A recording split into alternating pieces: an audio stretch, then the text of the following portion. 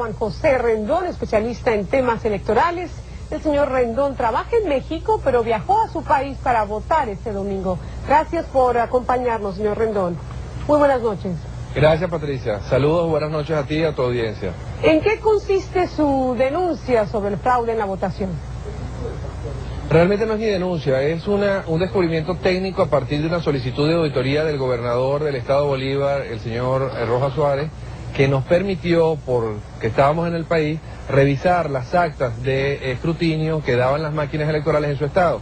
En esas máquinas, al revisarlas, con un método diferente al que está utilizando la organización Súmete y el Centro Carter, descubrimos que habían unas similitudes poco, digamos, normales, que resaltaban por su patrón regular y persistente.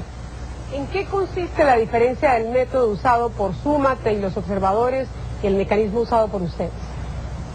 Básicamente, la diferencia es que el método que usó el Centro Carter, Súmate y la OEA es un método muestral, es decir, que toman unidades probabilísticas de diferentes centros electorales, esas actas las suman, las contabilizan entre sí, les da una tendencia o les da una proyección que les permite determinar si se parecen entre sí o no. Y por supuesto, si utilizan todas el mismo método, van a dar el mismo resultado. El método que usamos nosotros es un método de estudio a profundidad, es decir, agarramos un centro electoral, analizamos mesa por mesa, el libro cuaderno por cuaderno y acta por acta.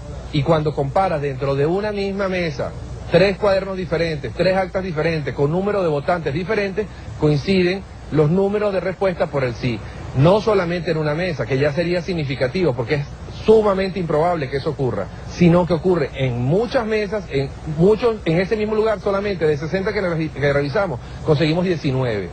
Esta denuncia la hicimos hoy en la mañana por autorización del gobernador y durante todo el día de hoy se ha estado revisando los diferentes estados y tuve la oportunidad de ver muchas otras actas que tienen las mismas similitudes que demuestran prácticamente, que prueban un patrón de freno, de tope de la respuesta sí, indiferentemente a la intención del elector.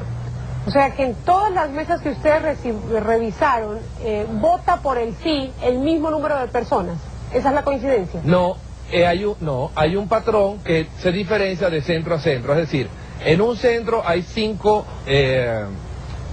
cuadernos. En cada cuaderno votan diferentes números de carnet de elector o de cédula de identidad, del 1 al 50, del 50 al 75, así. Tienen números diferentes de electores y al final, en el conteo, los votantes por el sí son similares en las 4 o 5 actas. Pero en la mesa de al lado, si el patrón aquí era 122, 122, 122 y 122, en la otra es 133 o 152 y cuando no se corresponde al patrón, o sea, cuando hay un acta que no se corresponde, el número es inferior a lo que nosotros estamos llamando el techo del padrón o del programa o del algoritmo. ¿Y qué respuesta obtuvo de las autoridades al llevar esta inquietud?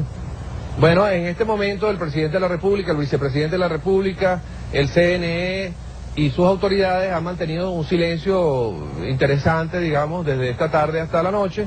Estamos esperando que se dé respuesta, la coordinadora ya está tomando cartas en el asunto, se acaba de montar un centro de acopio de la oposición donde se están reflejando todas estas otras similitudes que ya se están encontrando aplicando el mismo método que aplicamos en Bolívar y se está copiando toda esa información para alimentar la denuncia y mejorar los mecanismos de auditoría que está usando el Centro Carter y la OEA.